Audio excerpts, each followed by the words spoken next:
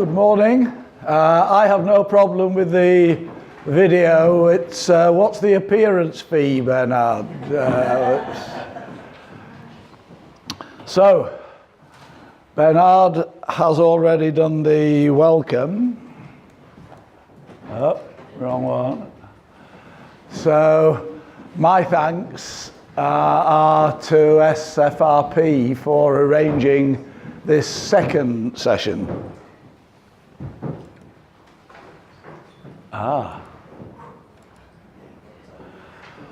So the background, why are we here? And it goes back to a range of concerns, and in particular they were expressed whilst IRPA was pulling together some views from the practitioners, from yourselves and colleagues around the world, some views on the system of protection. And some of the statements that came through of, we've not quite got it right, the R in ALARA. And even last week at the ICRP 90th birthday celebrations in Stockholm, there was a statement of, yes, perhaps we've lost our way a bit, and a view that we're focusing on as low as and perhaps minimization, and to some extent perhaps lost sight of what is reasonable. There are some views around, and no doubt we will be able to debate them. Some views put forward yesterday in the European Presidents' meeting in a presentation from Germany.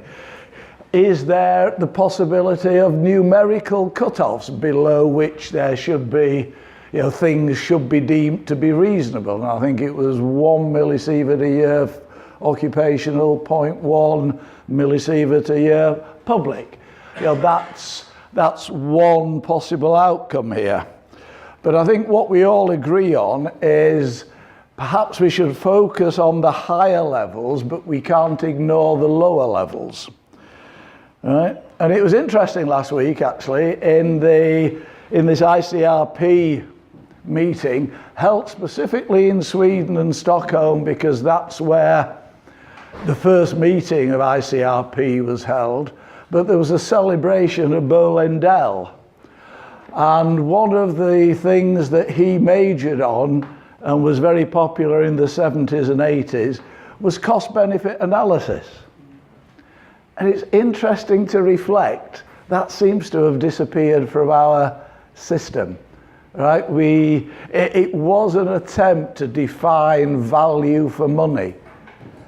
But it just struck me as ironic last week that we were celebrating that in Sweden and celebrating Boo, but one of his main ideas has sort of fallen by the wayside to some extent.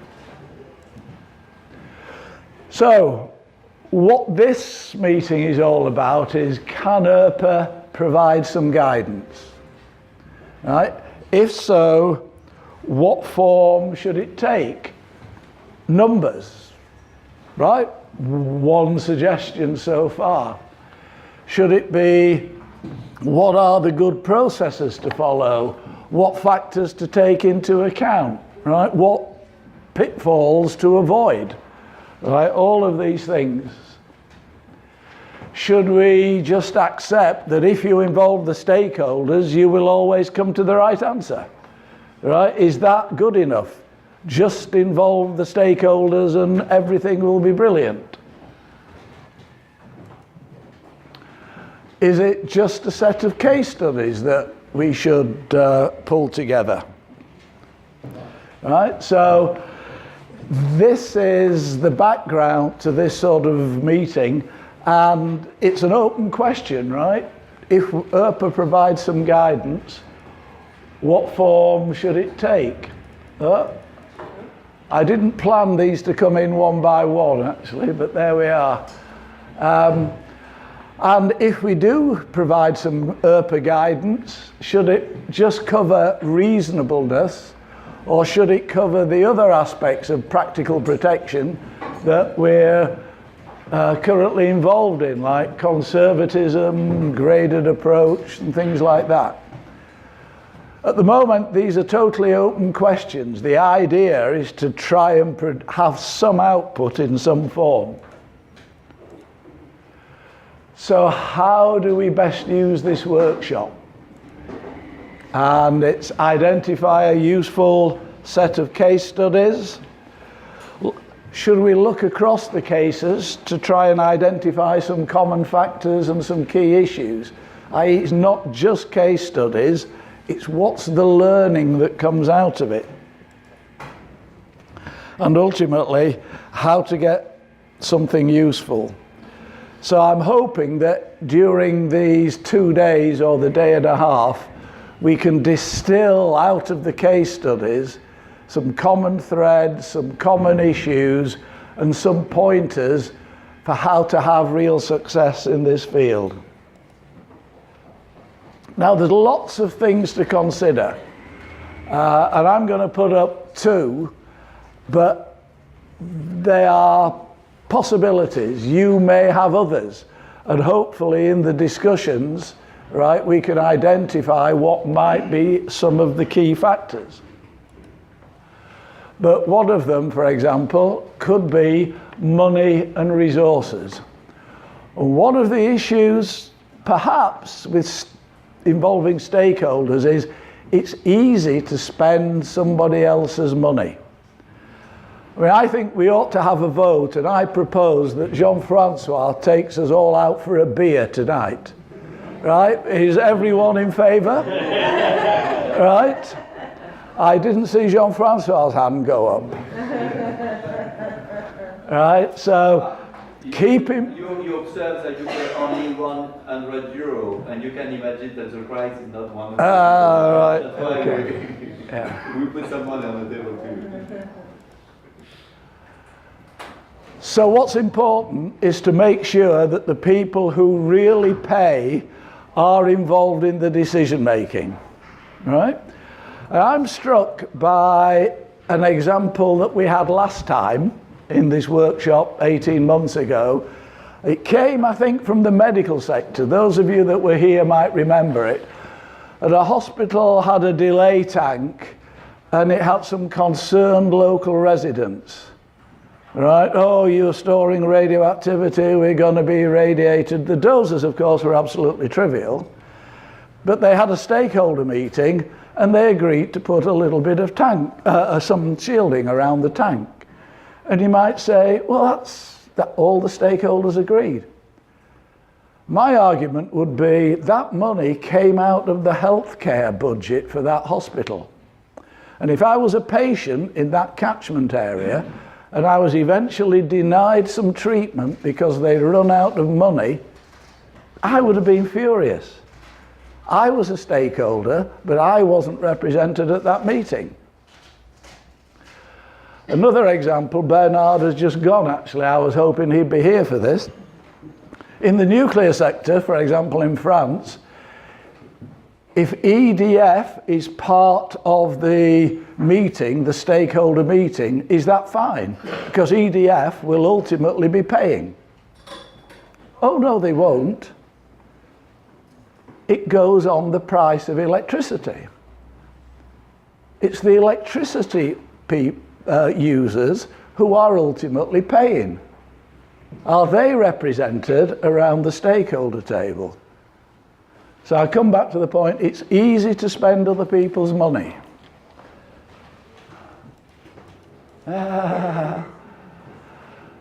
And for example then, if we just use the hospital example, is there a potential for stakeholder decisions made locally to hijack and divert society's money? So these are the sorts of things that we have to consider. And if cost-benefit analysis isn't enough, and it isn't enough, I accept that, right? It doesn't cover all of the decisions that should reasonably go in to a decision. What else can we do, or should we do? Perhaps it's an open question, but what else can we do to have some safeguards that we are not overspending. Right? It's easy to spend somebody else's money. And the second point from me is there a link with RP culture? And my simple view on this, and it's for debate, you may not agree, is somehow there should be special efforts on ALARA, on optimization, when the doses are high and higher.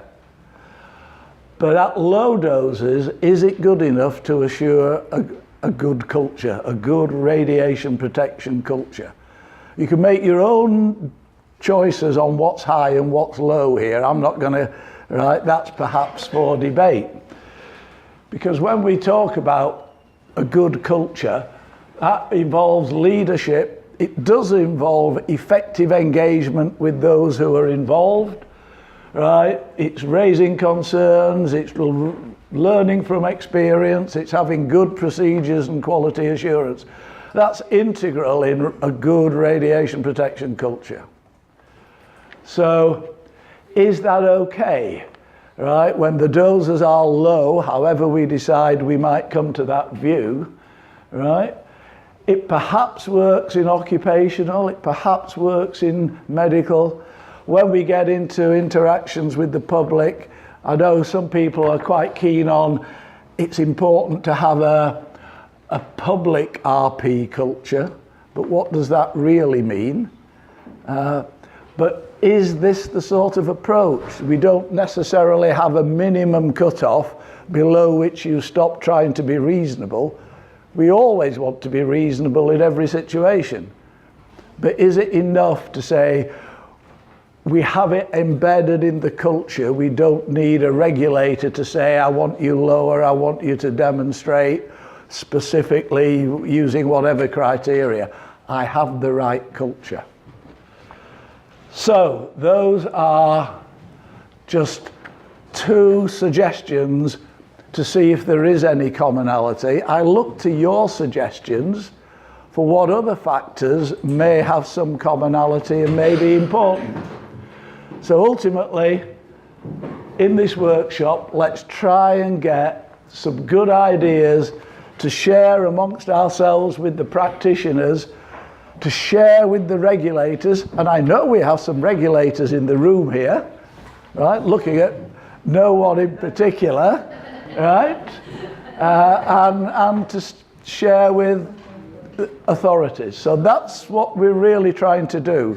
I'm very interested in trying to get some practical output. That's it. Thanks.